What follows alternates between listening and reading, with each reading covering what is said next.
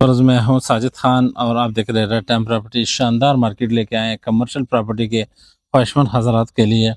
ये है जगह 3 मरले और 3 शानदार इसमें दुकानें बनी है, पिलर बीम पे बना हुआ है। आप देख सकते हैं डबल स्टोरी है और साथ ही ये 4 दुकानें, ये भी शटर और साथ ऊपर सीढ़ियाँ भी जा रही है, ऊपर फ्लैट बने हुए हैं।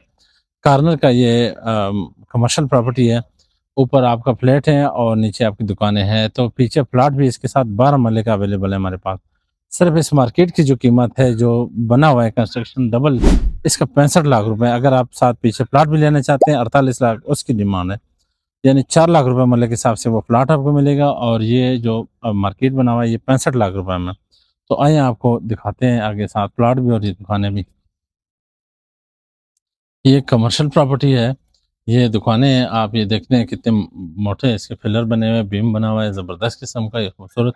नीचे टैंकी भी बनी है और ये इसके साथ 12 मरले का शानदार प्लाट है। टोटल ये जो एरिया है वो 15 मरले पर है। तो 65 लाख पे ये मार्केट है और ये 48 लाख पे ये बना हुआ है प्लाट। ये आप प्लाट भी रख सकते हैं, घर भी बना सकते हैं, कोई भी। तो बेहतरीन ये आप प्लाजा टाइप का मार्केट देख रहे हैं। तो टोटल कीमत है हमारे पास, हिंद आपको हमने बता दिया, 48 लाख और 65 लाख रुपए में।